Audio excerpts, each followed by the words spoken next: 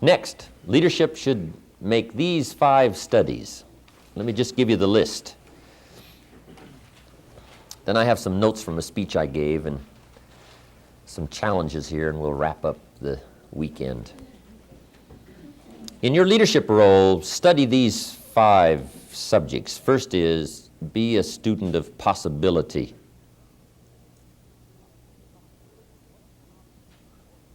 Possibility. What's possible? The most incredible things are possible, and once you make the study, read the stories, look into it, you understand possibilities are everywhere. Dr. Schuler's got the group called the Possibility Thinkers, right? I was a guest speaker for him one Sunday morning, a long time ago. The Possibility Thinkers. That's good. Be a possibility thinkers. Keep reading the stories. Keep studying all of the possibilities. And keep looking for new possibilities in your own enterprise, with your own life, and what's going on. Okay? Number 1, be a student of possibility. Number 2, be a student of opportunity. Opportunity in business, opportunity in the changing times, opportunity everywhere. Make sure you just take a look at all the opportunities in your own enterprise. Sometimes you don't have to go looking far for opportunity. It's right there. I know over the last half a dozen years, a lot of real estate people sold real estate, but they never bought any. Don't miss the opportunities.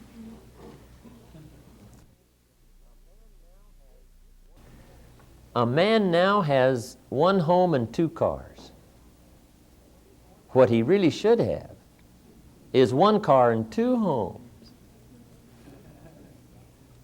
Okay. Make sure you don't miss the opportunities, because a lot of them are right there, right there. Okay. Don't pass up, but be a student of opportunity. Third, be a student of ability. Humans have the most incredible ability, and be a student of your own ability. No telling what you could learn if you tried. No telling what skill you could develop if you tried. No telling what you could accomplish in your own ability. I've discovered some incredibly unique people that had the ability, and it just wasn't obvious to begin with. I found Harold Dyke up in Canada about 23, 24 years ago. And we met socially, but I took a look right away and I said, here's a unique young man. He was 28 years old. He'd been working for the railroad in Canada for 10 years, started when he was 18, right out of high school. He was now 28 years old, been there 10 years, and he was making $325 a month, something about like that. And he was getting a bit discouraged. He said, I looked 4 desks over from me, and there's a man, 45, making $600, $700 a month. And he said, you mean I'm going to go from now till age 45, move 3 desks, and make $600, $700 a month? He said, I was just getting a little discouraged with my prospects there. Well, anyway, I came along and I met him, and I knew he had unusual ability. So I recruited him, hired him, he went to work for me. His first year with me, he made over $45,000. From a $325 clerk to $45,000 his first year. Incredible. Now he's a very successful businessman. Incredible, unique gentleman.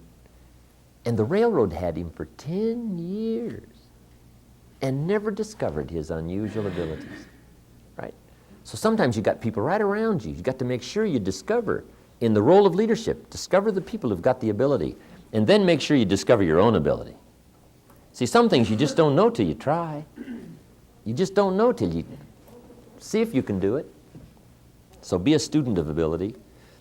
Fourth, be a student of inevitability. That's important. Inevitability means, on your present course, where will you most inevitably arrive? Learn all the inevitable stories. Sure enough, if you do it long enough. Sure enough, if you indulge long enough. Sure enough, if you neglect long enough. Sure enough, it's just predictable. It's inevitable. Inevitable. That's being 200 feet from Niagara Falls in a little boat with no motor and no oars, It's inevitable. In fact, it's over. It's too late. When you can hear the roar of the falls and you're 200 feet, little boat, no motor, no oars, see, it's too late. Somebody should have painted you that picture way upstream and said, here's where you don't want to find yourself. And if somebody's skillful enough to paint the roar of the falls, to paint the scene of panic and desperation, and we all need these inevitable scenes painted for us. And as a leader, you need to get good at painting them yourself. For young people, older people, business people, in social affairs, whatever, learn to paint the inevitable. Study the inevitable and learn to paint the inevitable so that you can help people with the pictures of where surely their neglect will take them, where surely their delay will take them, where surely their current habits will take them. You just paint the pictures, inevitable pictures. So be a student of inevitability. Here's the last one, and it's very important. Be a student of rationality. How to come to good conclusions from all that you've taken in. And that's a real challenge. Rationality. How should I proceed based on all I know? How shall I take all that I've gathered up and use it for the future? Making a rational conclusion based on input. Now here's also the key to your future. Make sure the conclusions for your procedure are your own. Take input, yes, but not orders. Instructions, yes. Advice, yes. Information, yes. Somebody's opinion, yes. Orders, no. Make sure your procedure is the product of your own conclusion. That's how you grow. And for leadership, you must really become skillful at coming to good personal conclusions based on all the input.